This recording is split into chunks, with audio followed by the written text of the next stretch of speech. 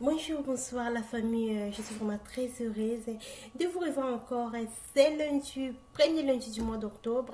Laisse que la main de l'Éternel soit pour nous, pour tous ces mois, pour toutes les journées du mois de ce octobre jusqu'à la fin de ce mois. Merci à vous. Joyeux anniversaire à vous tous qui vont fêter tous qui vont fêter leur anniversaire au mois d'octobre.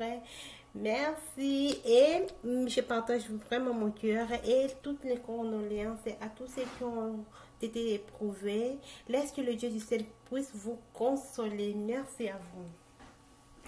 En fait, la famille, aujourd'hui, sans plus tarder, on va parler de l'orgueil des pasteurs, ok?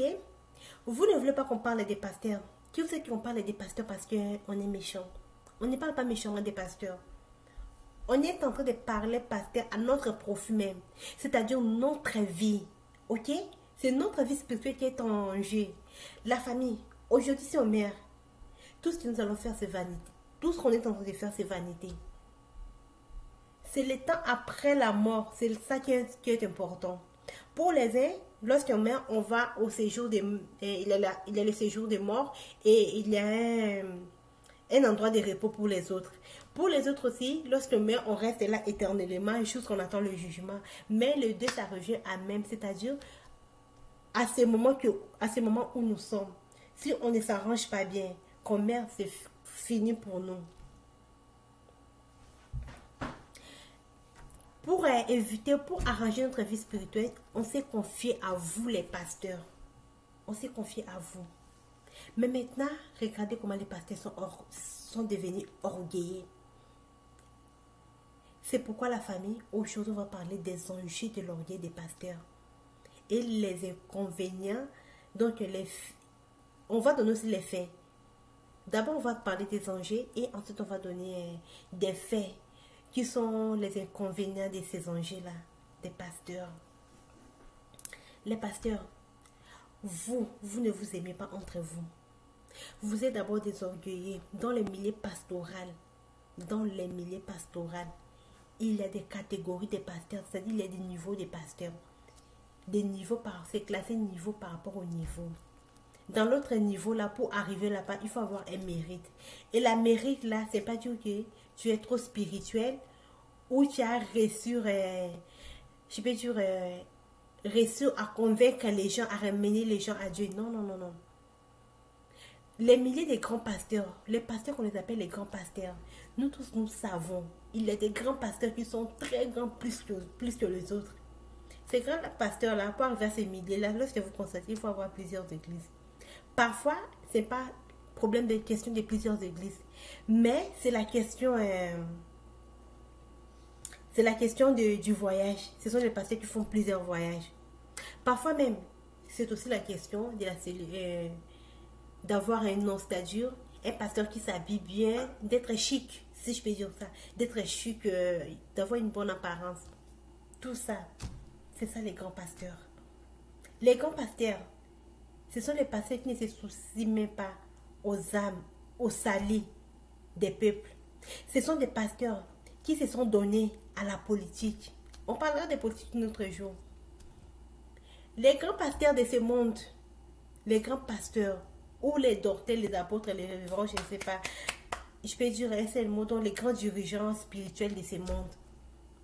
Ce sont les gens qui aiment vraiment avoir des fils spirituels qui sont des politiciens, qui sont des célèbres.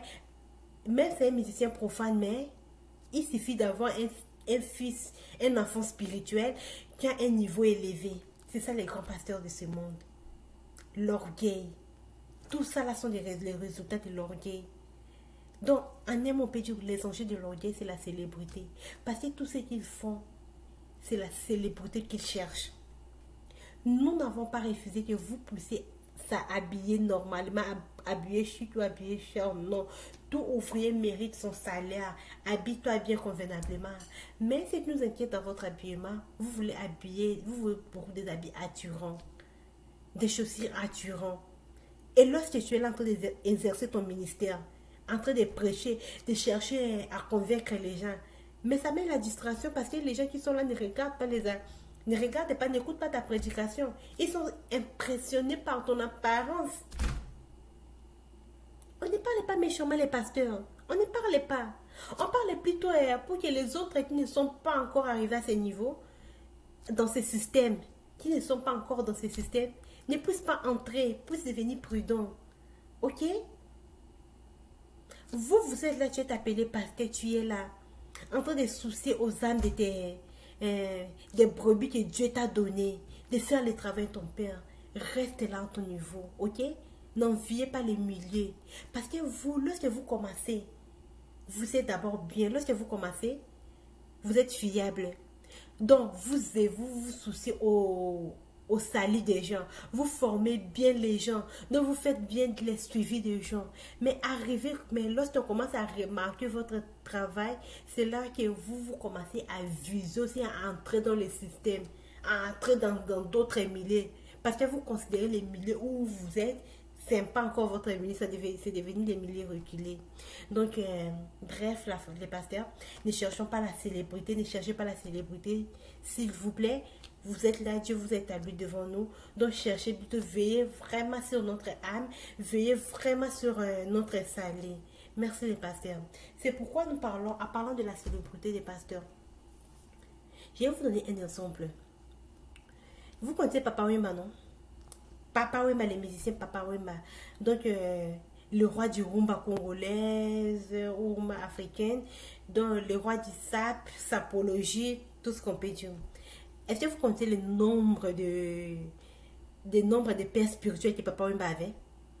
Le nombre de pères spirituels. Papa Wemba, jusqu'à aujourd'hui, Papa Wemba a plusieurs pères spirituels.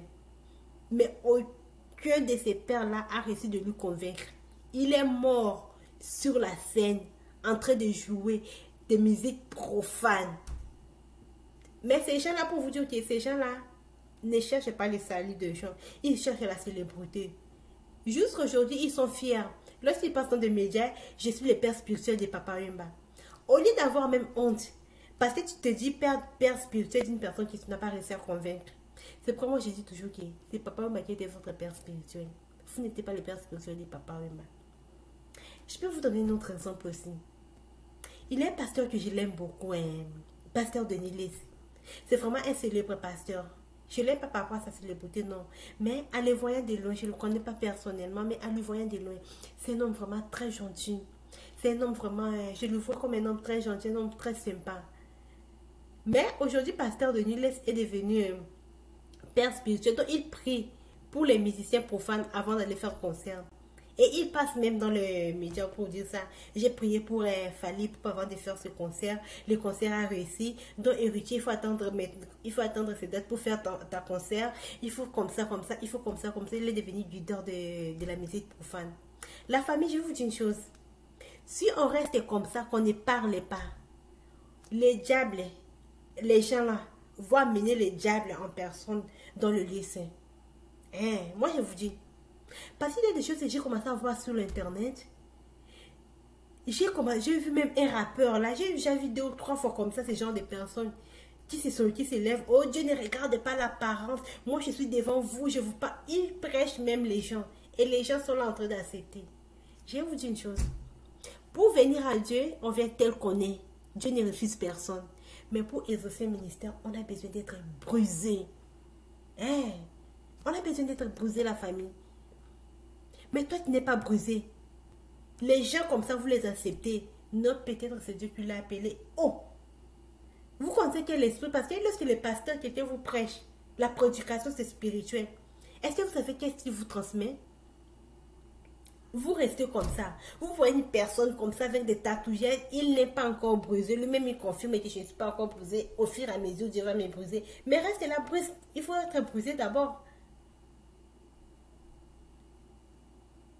C'est pour je vais dire, soyons vraiment prudents. Soyons prudents. Notre prudence, la façon de manifester notre prudence, c'est ça qu'on parle. On parle aux pasteurs, ok? On ne parle pas méchamment. On parle à nos pasteurs que nous les aimons. On parle à nos pasteurs que nous les appelons papa. On parle à nos pasteurs qui sont nos médecins où nous pouvons aller chez lui. Aller chez lui si on a un problème, si on a un souci qui peut guérir notre problème. Il va nous soigner spirituellement. On parle à nos pasteurs. Nos pasteurs. On parle, nous sommes des brebis, vous êtes des bergers. Donc, c'est-à-dire que si vous ne connaissez pas la route, vous allez nous faire tous dérouter. Le monde est en train de saturer vers la fin. On est en train de voir. Restons prudents. Ok? Ce que je voulais dire seulement, c'est tout ce que je voulais dire. La famille, merci beaucoup. Ne me tenez pas rigueur. Si je n'ai pas, j'ai dérouté quelque part, ramenez-moi sur la route. Ça va me faire du bien. Ok, merci la famille. Partageons les idées. Bye.